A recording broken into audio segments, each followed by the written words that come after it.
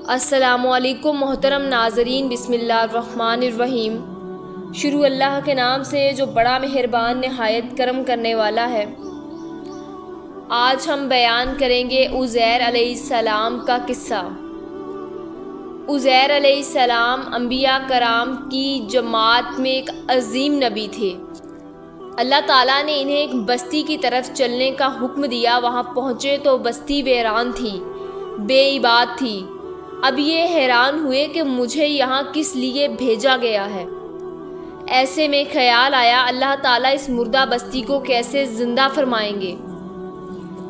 یہ خیال تعجب کے طور پر تھا۔ اللہ تعالیٰ سورہ بقرہ آیات 259 میں فرماتے ہیں، یہ شخص کی مانند کہ جس کا گزر اس بستی پر ہو جو چھت کے بل اوندھی پڑی ہوئی تھی۔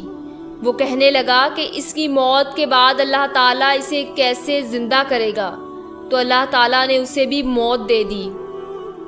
100 سال کے لیے پھر اسے اٹھایا، پوچھا تجھ پر کتنی مدت گزری؟ کہنے لگا 1 دن یا دن کا کچھ حصہ۔ اللہ تعالیٰ نے فرمایا تو 100 سال تک ٹھہرا رہا۔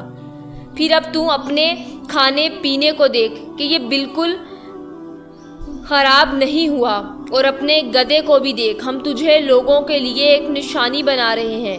تو دیکھ کہ ہم ہڈیوں کو کس طرح جوڑتے ہیں، پھر ان پر گوشت چڑھاتے ہیں۔ جب یہ سب ظاہر ہو چکا تو کہنے لگا میں جانتا ہوں کہ اللہ تعالیٰ ہر چیز پر قادر ہے۔ اللہ تعالیٰ نے نیند کی حالت میں عزیر علیہ السلام کی روح قبض کی تھی، اس لیے انہوں نے جواب دیتے وقت سمجھا کہ شاید وہ سو رہے تھے۔ انہیں یہ احساس بھی نہ ہوا کہ میں تو اتنا عرصہ مردہ رہا ہوں۔ جب وہ سوئے تھے تو صبح کا وقت تھا۔ جب وہ دوبارہ زندگی ملی تو عصر کے وقت آنکھ کھلی۔ اس لیے اللہ تعالیٰ کے سوال کے جواب میں انہوں نے کہا میں 1 دن یا دن کا کچھ حصہ سویا ہوا تھا۔ اللہ تعالیٰ نے فرمایا اپنے کھانے اور گدھے کو دیکھ، کھانا بہت جلد خراب ہو جاتا ہے، لیکن 100 سال گزرنے پر بھی کھانا بالکل تازہ تھا۔ جبکہ آپ کے گدھے کی ہڈیاں بکھری پڑی تھی، اچانک ان کے سامنے دیکھتے ہی دیکھتے ہڈیاں حرکت کرنے لگیں، پھر جڑنے لگیں۔ گدھے کا ڈھانچہ تیار ہو گیا تو اس پر گوشت چڑھنے لگا۔ اس طرح گدھا زندہ ہو گیا اور آواز دینے لگا۔ یہ دیکھ کر عزیر علیہ السلام پکار اٹھے، واقعی میرا پروردگار ہر چیز پر قادر ہے۔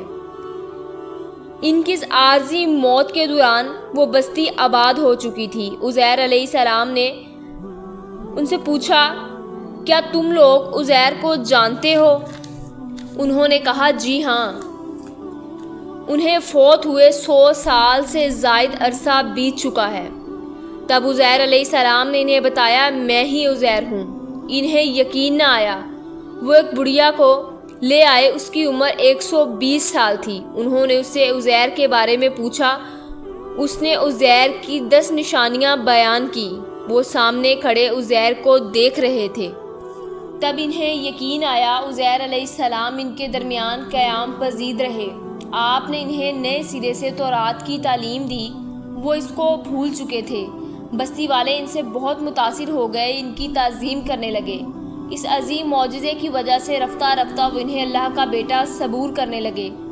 اللہ تعالیٰ سورہ توبہ آیات 30 میں فرماتے ہیں، اور یہودیوں نے کہا عزیر اللہ تعالیٰ کے بیٹے ہیں۔ یہ اللہ تعالیٰ نے ان کا ایک جرم بیان کیا ہے۔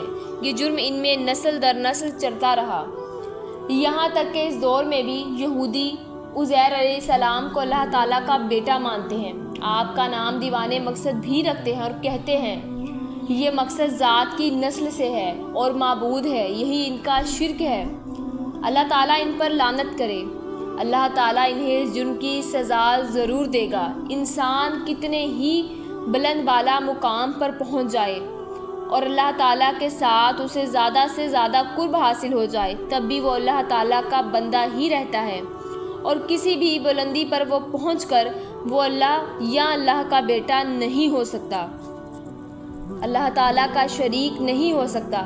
اللہ تعالیٰ جلہ شانہ کی ذات پاک وحدہ لا شریک ہیں اور باپ بیٹے کی نسبتوں سے پاک ہیں۔ لہٰذا انسان کی سب سے بڑی گمراہی یہ ہے کہ جب وہ کسی برگزیدہ انسان پر ایسے امور صادر ہوتے دیکھتا ہے جو عقل میں نہیں آتے تو رعب یا عقیدت کی بنا پر پکار اٹھتا کہ یہ ہستی تو اللہ ہے جو انسانی شکل میں آئی ہے، یا اس کا بیٹا ہے، یا اللہ تعالیٰ کی شریک ہے۔ وہ یہ نہیں سوچتا کہ بلا شبہ ان واقعات کا جاری ہوا اللہ کی طاقت کے ذریعے ہے، جو بطور نشان میں برگزیدہ انسان کے ہاتھوں جاری ہوئی۔ اس کے باوجود یہ نہ اللہ ہے نہ اللہ کا بیٹا، بلکہ اس کا نیک پسندیدہ بندہ ہے، اور یہ امور اللہ تعالیٰ کے خاص قوانین تحت صرف اس کی تعین اور اس کی صداقت کے لیے ظاہر ہوتے ہیں، ورنہ وہ بھی اللہ تعالیٰ کے آگے اسی طرح ہے جس طرح دوسری مخلوق۔ قرآن کریم نے سیدہ عیسیٰ علیہ السلام کی حقیقت سورہ آل عمران کی آیات 59 میں اس طرح بیان کی ہے۔ اللہ تعالیٰ کے نزدیک عیسیٰ علیہ السلام کی مثال آدم علیہ السلام کی مثال کی سی ہے۔ یہ اللہ تعالیٰ نے انہیں مٹی سے پیدا کیا اور حکم دیا ہو جا، اور وہ ہو گئے۔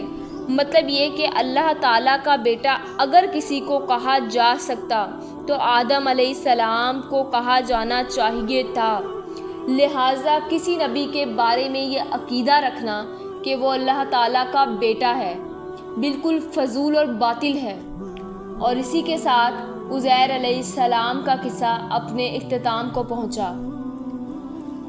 امید کرتے ہیں آپ کو ہماری آج کی ویڈیو اچھی لگی ہوگی۔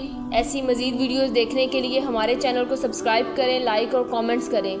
ملتے ہیں نیکسٹ ویڈیو میں۔ اللہ حافظ۔